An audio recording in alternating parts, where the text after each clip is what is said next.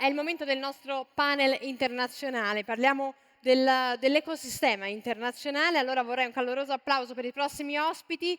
Vi introduco subito il moderatore Darren Stauffer e con lui i nostri ospiti Boyko Takov, Maurizio Forte e Stefano De Paoli.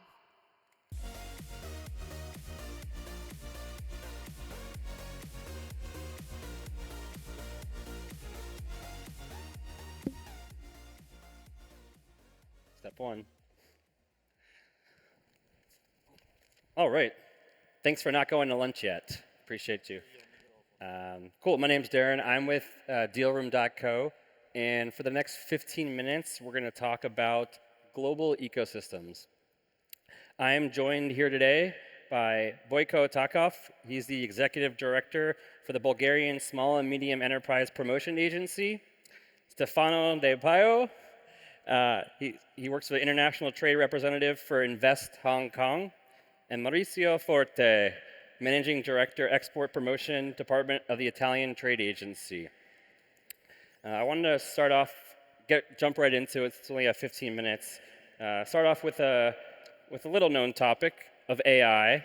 Maybe I'll start with you, Boyko. What are some things that your organization is doing to address the opportunities that AI both creates, but also some of the challenges that you foresee as we move forward? Okay. First of all, thanks for having me here. Well, we are a trade promotion organization, and we all talk about AI nowadays, how much, especially because of the generative AI. What we do a lot of trainings, we do conferences to explain to the companies about all these opportunities, because they are really very powerful, and we believe that everybody should use them. So this is one of our missions, I mean, to promote our Bulgarian companies and to address all the challenges and all the opportunities through different conferences, trainings, I mean, information. This is what we do, mainly. Cool. Maurizio?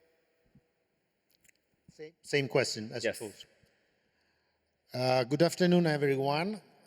Also, Italian Trade Agency is a trade promotion organization, and we support Italian trade and export and attract foreign investments, and we are all over the world with more than 80 offices in 65 countries. Actually, we are not wondering if artificial intelligence is good, is bad, is an opportunity, a challenge, or a threat. We are just trying to understand and ride the wave. So we are some way, I don't want sounds immodest, we are some way at forefront within the public administration in terms of project based on artificial intelligence. We are already running a pilot project that is based on data mining and analysis, because having offices all over the world and organizing more than 1,000 promotion events every year, we have a lot of hidden information that can be really very, very powerful and interesting. Also, data validation, because public administration has a lot of procedure and has to validate a lot of information with artificial intelligence, can be quicker and safer. And we are also using as a tool for a multilingual translation in order to make simpler the communication with offices that, being in the 5 continents, use many different foreign languages.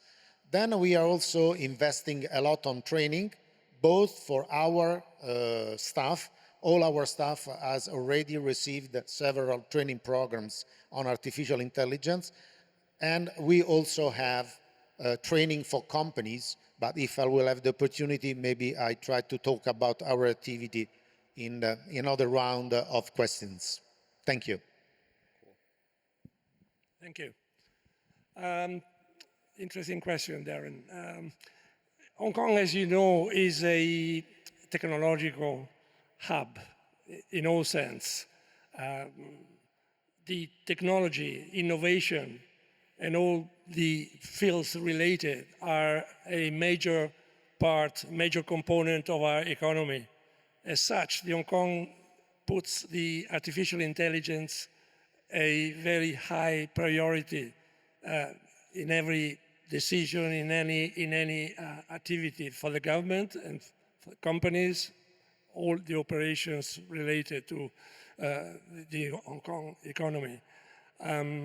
So much so that Hong Kong government has set up a dedicated department to, first of all, promote the implementation and the adoption of artificial intelligence, dedicated to the education of the people, the workers, but also dedicated to examine the ethical issues connected with artificial intelligence. So it is a very, very serious issue affecting any aspect of our life nowadays, but of course, most of all in the technology sector, the businesses, all kinds of activities affecting our day-to-day life. Yeah. So Hong Kong, Italy, Bulgaria, obviously all very different in terms of attributes and what makes them, a destination for tech. Maybe each of you can talk a little bit about what are the top couple of reasons that you think are, make Hong Kong, Italy, Bulgaria a good place to start a company, to expand to? What are some attributes about your ecosystems that you want to share? And maybe share something that's unique that people maybe don't already know about your ecosystems that you think is important as well. Maybe start with you again. Okay, thanks, Darren. Well, first, I would say our tax system. We have very, very good tax system, both corporate and for individuals. For example, the corporate tax is only 10%. Second, I would say our vibrant ecosystem. We have a lot of entrepreneurs in Bulgaria, a lot of funds, public and private. We have startup visa, for example, for people from third countries. We have different incentives. And third, but last but not least, maybe the quality of life. We have beautiful nature. We have beautiful summer and winter resorts. We have excellent food, nightlife. I mean, there is a lot of fun in Bulgaria. And of course, the people. We have wonderful people, talents. We are very strong in math, for example. That's why maybe in the recent years we are becoming brain businesses jobs, a hub for brain businesses jobs. So I think that there is a lot of things that you could explore in our country, and you should come again, Darren. Yeah, I will. Maurizio?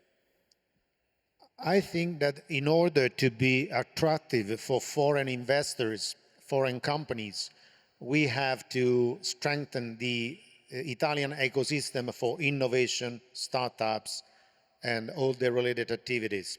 So as a trade organization, we are working very much on the companies side, supporting them and accompanying them in their trip to foreign countries. So as I was mentioning before, we are doing a lot of training for our companies with a specific training program called AI for Export, staying on this subject of today's talks. And more than 1,000 companies has already attended the course that is both virtual and with workshops. And we organize a number of events abroad. For example, national pavilions are the most important exhibition for sectors of innovation and startups like a Web Summit, CIS in the United States, / Mobile Congress in Spain, and so on. Some of them also specific like London and Cannes on artificial intelligence. We organize a big flow of incoming of foreign delegates to Italy on the occasion of the most important exhibitions, like the one we are attending today. Every year is more than 11,000 foreign delegates invited to Italy by Italian trade agency, and only for this event, for We Make the Future, this year we brought 70 delegates from 18 different countries. Last but not least, we have a specific program called Global Startup Program. Every year we select more or less 60, 70 Italian startups, and we accompany them in 5, 6 different foreign countries, doing a period of 3 months in selected accelerators chosen in these countries. So there is a rich menu. Since it's lunchtime, is a good metaphor. There is a rich menu where you can choose what you want to eat according to your appetite. Thank you. What can I say? Hong Kong is enjoying an amazing status as a double system of being China, but one country, two systems. This is the strategy managing Hong Kong. One country, two systems, because Hong Kong is China, but Hong Kong is one of the most liberal and freest economy in the world. Hong Kong is China, that is one of the largest, possibly the largest market in the world, with 1.5 billion consumers, hungry of new technologies, new products, hungry of everything that comes from overseas, but not as accessible, not as free. Whereas Hong Kong is China, but Hong Kong is the place where no control over movement of capitals, no control over movements of people, no control over movement of goods. Any amount, any kind of goods can come in and out of Hong Kong in less than 24 hours. No licenses except for a few exceptional, very few products. No licenses for doing business, again, except a few strategic activities. Let's say any company from Italy, from America, from anywhere in the world can come to Hong Kong, set up a company in minutes, really in minutes, zero capital to be paid. The capital requirement for limited companies is $1 per shareholder. This is really amazing. It's a place where doing business is really the best place in the world. It's very international, very open to anybody. There is no restriction whatsoever to ownership of the company. Any foreigner can be 100% owner of a Hong Kong company. There's no restriction over directors. Directors can be Italian, can be from anywhere in the world. They don't have to live in Hong Kong, can be anywhere in their own country. So this is the kind of attractions we have. And this is not all.